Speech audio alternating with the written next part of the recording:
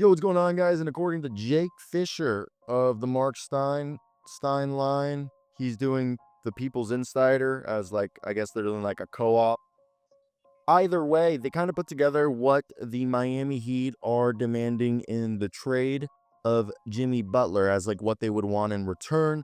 And what we've heard is they don't want long-term salary. So before we go, we've heard the rumors of a big 3-team trade, 4-team trade, and then of course when the Suns traded for those picks, it even hit the alarm bells harder.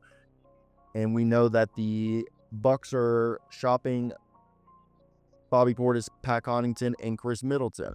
So I want to hear your thoughts before we go check the article out that we got this information from in the description. What do you think a Jimmy Butler trade will look like, and where will he end up? So yeah, that's definitely an interesting one when you look at it, because I think if you look at this situation, I think the Heat have made it rather clear of what they would like this to look like. So we said it before, the Miami Heat, according to Jake Fischer of the People's Insider, are trying to thread a pretty complicated needle due to the new collective bargaining agreements that have made it eerily similar to the NBA, or the NBA's now similar to the NFL and Major League Baseball, that cap space and draft picks that are at an old-time luxury. And Miami doesn't rebuild. They don't retool. Miami wants to be a playoff team. So no long-term money, and they want win-now players. That's what they want.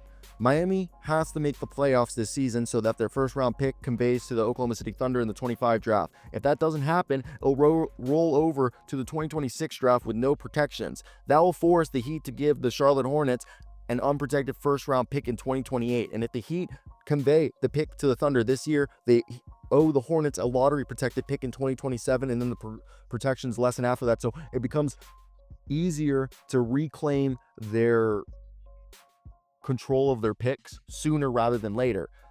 Pat Riley and the front office have also made it very clear that they would like to create salary flexibility in a Butler deal. The Heat are looking for players in the offseason or trade market in the coming summers of 25 and 26. That's why Miami is so reluctant to take back long-term money in a potential Butler deal, Jake Fischer tells.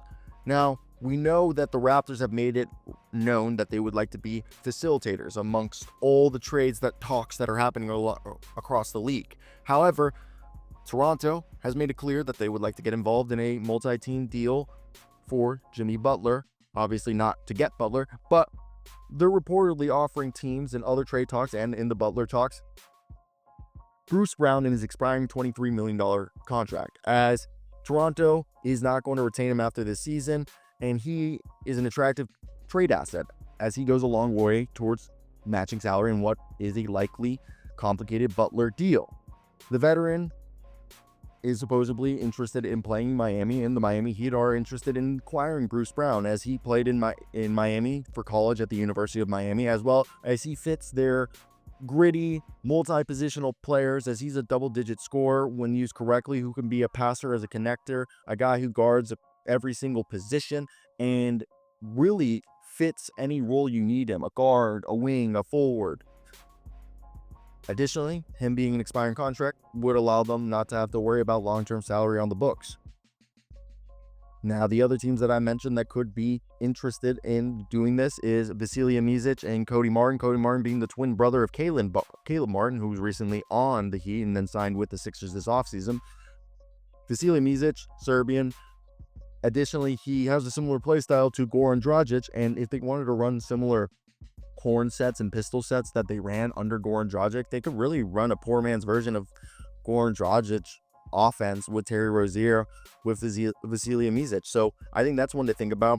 Outside of that, you look around the league, if the Wizards wanted to be facilitators in this deal, the players that they could also offer, as the Heat don't want to take Bradley Beal's contract, and if the Suns were to trade for Jimmy Butler, involves Bradley Beal being dumped somewhere. And I think if Bradley Beal was traded, and if the Wizards are involved, he's not going back to Washington. This means it would be an even bigger trade. But the Wizards, if they were facilitators for a 4-team plus trade, they have Kyle Kuzma, Jonas Valanciunas, Malcolm Brogdon, who could all interest the Heat. The Nets, if they want to be facilitators, they do have Cam Johnson. I don't think Nick Claxton would be involved. Maybe a Bojan Bogdanovic because he's an expiring. Outside of that, I don't think Cam Thomas or Nick Claxton would be involved. As I said earlier, D'Anthony Milton technically could be involved, but that would have to be they couldn't aggregate anybody else, so that would just solely be a salary dump. So I don't see how that one would happen. For the Raptors, if they weren't trading Bruce Brown, the only other two players that I could see package who technically, when Bruce Brown makes $23 million, these two players combined make $23.6 million, and that's Kelly Olynyk and Chris Boucher. However, there's been reports that Chris Boucher and the Toronto Raptors would like to mutually discuss an extension to keep him in Toronto. Now, the idea of the Portland Trailblazers, Matisse Thybulle, or I don't think Jeremy Grant would be. Jeremy Grant hasn't been that great, and the contract's so bad. Matisse Thybulle, Jeremy Grant, Robert Williams, I just don't see any of that being enticing. Maybe Matisse, but there's so many question marks with all those guys. Same thing goes with New Orleans. I don't think Brandon Ingram or CJ McCollum or Zion's getting involved, and they don't really have salaries to move outside of that. The Spurs, if you look at the rest of the teams, I think the Spurs are the only players that they offer outside of Zach Collins is like Charles Bassey, Malachi Brannan, and Blake Wesley.